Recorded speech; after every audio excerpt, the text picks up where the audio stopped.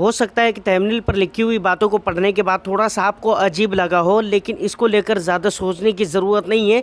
इस वीडियो को जब आप लास्ट तक के देखेंगे तो ये चीज़ कम्प्लीटली क्लियर हो जाएगा कि आखिर ऐसा मैंने क्यों लिखा है और कितना ज़्यादा इजी है। देखिए, आज की डेट में इंडिया के अंदर पढ़े लिखे लोगों और एजुकेटेड लोगों की कमी नहीं है सर, लेकिन अगर इन्वेस्टमेंट की बात आती है तो आज भी बहुत ऐसे लोग हैं जो स्टॉक से डरते हैं, म्यूचुअल फंड से भी डरते हैं, बहुत सारे लोग बैंक में एफडी वगैरह करने से भी डरते हैं।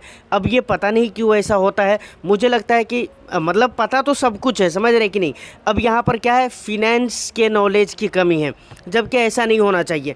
कितना इजी है म्यूचुअल फंड में इन्वेस्टमेंट, और मैंने क्यों कहा है कि सर म्यूचुअल फंड में आपको ज़्यादा दिमाग लगाने की ज़रूरत नहीं है, इस पर हम डिटेल्स में बात करेंगे। साथ ही एक ऐसा सवाल जो मेरे ख्याल से हर 15 दिन, महीना दिन, 1.5 महीना पे 1, 2 बार, 4 बार पूछा ही जाता है कि लमसम बेहतर है या फिर एसआईपी करना बेहतर है। इस पे भी हम बात करेंगे। तो ये दोनों डाउट्स सर आज आपके क्लियर हो जाने वाले हैं। यकीनन इसके अलावा और भी बहुत सारी इंपॉर्टेंट बातें होने वाली है। तो वीडियो को एक लाइक ज़रूर कर दीजिए, शेयर भी कर दीजिए, और चैनल को सब्सक्राइब नहीं किया है तो चैनल को भी ज़रूर सब्सक्राइब कर लीजिए। देखिए सर, मैंने क्यों ऐसा कहा है, हम डायरेक्ट मुद्दे पर आते हैं। देखिए, एक चीज़ जब मैं इसको गहराई से आप डीपली जब इसको आप स्टडी करने की कोशिश करेंगे तो आपको पता चलेगा कि 5 साल 10 साल का आप डेटा निकालिए, 2 टाइम पीरियड के, 5 ईयर्स के लिए और 10 ईयर्स के लिए। 5 ईयर्स 7 ईयर्स के बाद आप कभी कभी डेटा निकालिए तो एक चीज़ आपको कॉमन मिलेगा। स्टॉक मार्केट में देखें तो सारे जो भी इंडेक्सेस हैं वो सारे ऊपर की तरफ जा रहे होते हैं। अगर स्टॉक मार्केट के जो भी इंडेक्सेस हैं वो सारे ऊपर की तरफ अगर जा रहे हैं तो स्टॉक मार्केट से ही तो कनेक्टेड म्यूचुअल फंड भी है। और म्यूचुअल फंड की, इक्विटी फंड की अगर मैं बात कर रहा हूँ, हर फंड का कोई ना कोई एक बेंचमार्क इंडेक्स ज़रूर होता है। जब वो इंडेक्स ऊपर की तरफ जा रहा है तो यकीनन म्यूचुअल फंड भी ऊपर की तरफ जाएगा। और बहुत मर्तबा ऐसा आपको देखने को मिलेगा कि लार्ज कैप कैटेगरी के जो स्टॉक्स होते हैं, या फिर स्मॉल कैप को ही ले लीजिए, कभी कभी वो मतलब बहुत मर्तबा बेंचमार्क से बहुत ज़्यादा उठकर रिटर्न्स देता है। तो मेरे कहने का मतलब यहाँ पर यह है सर कि अगर आप बहुत ज़्यादा इस बात पर टेंशन ले रहे हैं कि कौन सा म्यूचुअल फंड हमें लेना चाहिए, या फिर कई सारे लोग म्यूचुअल फंड में इन्वेस्टमेंट करने के बाद कुछ दिनों तक उनका परफॉर्म अच्छा नहीं रहता है, या बहुत ज़्यादा अच्छा खासा रिटर्न्स उन्हें देखने को नहीं मिलता है, तो उन्हें लगता है कि शायद मैंने गलत म्यूचुअल फंड ले लिया है। लेकिन ये गलत है सर। लॉन्ग ड्यूरेशन में आपको जाना है। मैं इक्विटी मार्केट की बात कर रहा हूँ और इक्विटी म्यूचुअल फंड की बात कर रहा हूँ। अगर लॉन्ग टर्म में आपको जाना है तो लॉन्ग टर्म में उनके रिटर्न्स 100% अच्छे रहेंगे। जिस तरीके से स्टॉक में अलग अलग इंडेक्स के अगर रिटर्न्स देखेंगे और लॉन्ग ड्यूरेशन में उनके ग्राफ को देखने की कोशिश करेंगे, उनके चार्ट पैटर्न को देखेंगे, तो वो ऊपर की तरफ जा रहा होता है।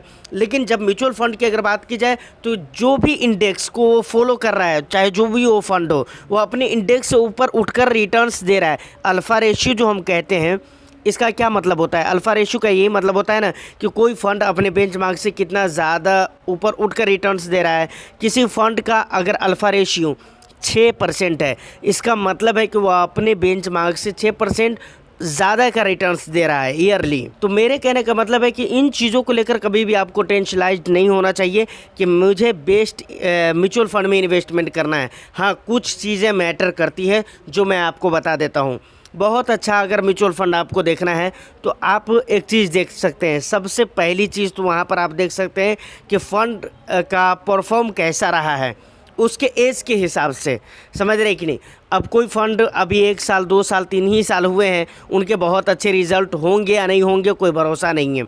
लेकिन जब अगर फ़ंड एज लंबा है तो वहाँ पर आप ये चीज़ देख सकते हैं कि फ़ंड का परफॉर्म कैसा रहा है। अब बहुत सारे लोग कहेंगे कि भाई पास्ट के रिटर्न्स फ्यूचर की गारंटी नहीं है, बात सही है। लेकिन जब किसी फ़ंड को हम एनालाइज़ करते हैं ना, तो ये चीज़ परफॉर्म सबसे पहले हम चेक करते हैं और करना चाहिए। दूसरी चीज़ आपको देखना चाहिए एक्सपेंस रेशियो, क्योंकि यहाँ पर लगने वाले इन्वेस्टमेंट जिस भी फंड में आप करेंगे वहाँ पर जो लगने वाले खर्चे होंगे वो आपके एक्सपेंस होंगे। शायद इस बात की अहमियत अभी आपको ना समझ में आती हो, लेकिन जब आप उस फंड को रिडीम करेंगे, वहाँ से जब आप एग्जिट करेंगे और विड्रॉल करेंगे अपने पैसे को, उस टाइम पर आपको समझ में आएगा। क्यों मैं ऐसा बोल रहा हूँ? उस टाइम पे इसलिए समझ में आएगा कि आपके जो अगर लॉन्ग टर्म के लिए इन्वेस्टमेंट किया है तो आपको 10% टैक्स देने पड़ेंगे, चाहे आप किसी भी टैक्स स्लैब से आते हो। म्यूचुअल फंड में आपको 10% देने ही पड़ेंगे लॉन्ग टर्म में। अगर आप शॉर्ट टर्म में ही रिडीम कर लेते हैं तो वहाँ पर आपको 15% टैक्स देने पड़ेंगे, और प्लस जो आपके एक्सपेंस होंगे, तो मतलब ये समझिए कि 10%, 11%, 11.5% या फिर 15, 16, 16.5, इस तरीके से जिस तरीके से आपका एक्सपेंस है वो भी 1.5% बढ़ जाएगा। तो उस टाइम पे ये 1% शॉर्ट ड्यूरेशन में आपको नहीं समझ में आएगा, या अभी आप कैलकुलेट करेंगे तब आपको पता चलेगा कि ये 1% लॉन्ग ड्यूरेशन में कितना ज़्यादा हो जाता है। तो ये 1-2 चीज़ आप देख सकते हैं। कभी कभी आप स्टॉक्स होल्डिंग्स भी उसके देख सकते हैं, लेकिन स्टॉक होल्डिंग्स जब आप इन्वेस्टमेंट कर रहे हैं उस टाइम पर जो है वो काफ़ी लंबे समय तक वही रहेगा, इसकी कोई गारंटी नहीं है, क्योंकि फ़ंड मैनेजर उसमें चेंजेस करते रहते हैं। इसका ये मतलब नहीं कि वहाँ से हम फ़ंड से एग्ज़िट हो जाएंगे। बस ये कुछ चीज़ें देख लीजिए फ़ंड में। और मैं एक बात आपको कह रहा हूँ जो आप नोट कर लीजिए, दिलो दिमाग पर, कॉपी पे, नोटबुक पे, जहाँ पे भी आपको नोट करना है नोट कर लीजिए। आप जितनी मेहनत कर लीजिए, एक ख़राब फंड तलाश करने में जितनी मेहनत करनी है कर लीजिए, और 10 साल के लिए आप वहाँ पर इन्वेस्टमेंट कर दीजिए। सर यकीन माने, अगर वो स्मॉल कैप, मिड कैप है तो 12-14%, 15% वो आपको रिटर्न्स देंगे ही देंगे। इसके लिए एक सबूत मैं आपको देता हूँ। अभी पिछले 10 ईयर्स का अगर आप रिटर्न्स देखेंगे तो 20% से ऊपर का रिटर्न्स दिया है औसतन ईयरली स्मॉल कैप कैटेगरी के फंड्स ने। जबकि पिछले 10 ईयर्स में कितना बड़ा महामारी भी आया है, कई मरतबा प्रॉब्लम्स भी हुए हैं, जैसे नोटबंदी हुए हैं, उसके बाद क्या कहते हैं कि ये कोविड-19 का सिचुएशन हुआ है, जीएसटी वगैरह का भी मैटर चला है। इसके अलावा और भी बहुत सारी कहानी हुई है। इतनी भयानक कहानियों के बावजूद 20%, 21% से ऊपर का रिटर्न्स दिया है औसतन। अब इससे बड़ी, कोविड से ज़्यादा बड़ी महामारी मुझे नहीं लगती है कि आने वाला 10 साल में आएगा। हाँ, कोई इस बात को जानता भी नहीं है, लेकिन एक उम्मीद के ऊपर सर दुनिया कायम है, इसलिए मैं बोल रहा हूँ। तो कहने का मतलब है जितना भी बुरा फंड आप तलाश कर लें वो आपको 14-15% के रिटर्न्स, 12% से ऊपर के रिटर्न्स आपको दे ही देंगे लॉन्ग ड्यूरेशन में, बहुत लॉन्ग ड्यूरेशन में। जैसे 10 साल हो गया, 12 साल हो गया, 15 साल, 20 साल, 25 साल के लिए। तो यहाँ पर आपको समझ में आ गया होगा कि अगर आपको इन्वेस्टमेंट करना है या आपने कर दिया है तो बेस्ट फंड का मतलब क्या होता है। अब एक बात आती है कि एसआईपी बेहतर है या लमसम बेहतर है, कौन करना चाहिए। सर मेरे ख्याल से दोनों ही बेहतर है। मेरे ख्याल से नहीं बल्कि एग्जैक्टली अगर रिटर्न्स के एंगल से आप देखने की कोशिश करें, अगर आपको ऐसा लगता है कि एसआईपी में बहुत ज़्यादा रिटर्न्स मिल जाते हैं, क्योंकि बराबर बोला जाता है कंपाउंडिंग, मेरे ख्याल से बहुत ज़्यादा आप कैलकुलेट करेंगे ना तो आप लॉन्ग ड्यूरेशन का रिटर्न्स उठाकर देखेंगे एसआईपी और लमसम का दोनों बराबर ही रहते हैं, बराबर रहते हैं सर। मैं आपको सही बता रहा हूँ, आप देख सकते हैं रिकॉर्ड उठाकर।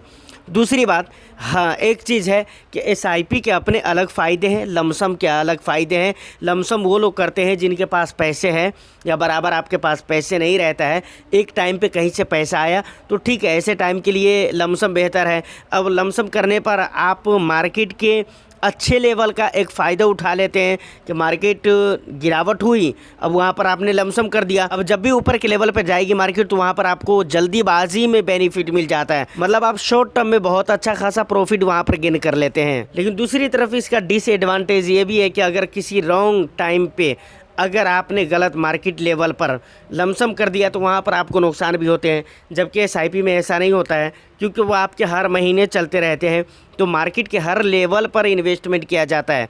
शॉर्ट कट में अगर मैं आपको जवाब दूँ ना तो दोनों ही अपनी अपनी जगह पे बहुत अच्छे हैं, दोनों के अपने फ़ायदे और नुकसान हैं, समझ रहे हैं। दोनों में फ़ायदे हैं, दोनों में नुकसान भी है।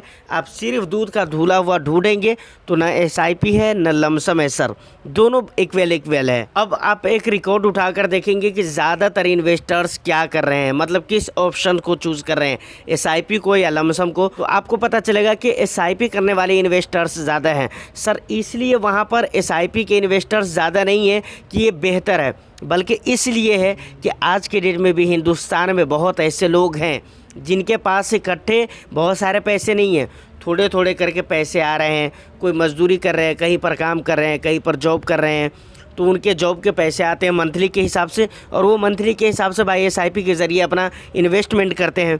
हाँ, बहुत ऐसे लोग हैं जिनके पास अच्छे खासे पैसे हैं तो वो लोग लमसम भी कर रहे हैं। लेकिन कुछ देर के लिए अगर हम ये मानकर चलते हैं कि आपके पास बहुत सारा पैसा है और फिर भी आपको ये कन्फ्यूज़न है कि कौन बेहतर है, तो सर दोनों बेहतर है। जिस ज़रिए से आप इन्वेस्टमेंट करिए, हाँ एक बात ज़रूर कहूँगा, लॉन्ग ड्यूरेशन के लिए इन्वेस्टमेंट करिए तो ये आपके लिए ज़्यादा प्रॉफिटेबल होगा। अगर लमसम भी गलत मार्केट लेवल पर कर देते हैं लेकिन आप लॉन्ग टर्म के लिए बने रहते हैं तो वो ज़्यादा दिखेगा नहीं आपको। 1-2 साल में आप भी भूल जाएंगे और रिटर्न भी इस हिसाब किताब का आपको मिल जाएगा 2-3 साल में, कि आप भूल जाएंगे कि कभी गिरावट भी हुई थी, वहाँ पर मेरी पोर्टफोलियो में इतने % गिरा हुआ था। तो ये सारी बातें हैं। उम्मीद करता हूँ कि बातें आपको समझ में आ गई हो। फिलहाल आज की इस वीडियो में इतना ही। वीडियो अगर अच्छी लगी है तो एक लाइक कर दीजिए, शेयर कर दीजिए। चैनल को सब्सक्राइब नहीं किया है तो चैनल को भी ज़रूर सब्सक्राइब कर लें। मैं फिर मिलता हूँ किसी नेक्स्ट वीडियो में। जब तक के लिए all the best. Thank you for watching.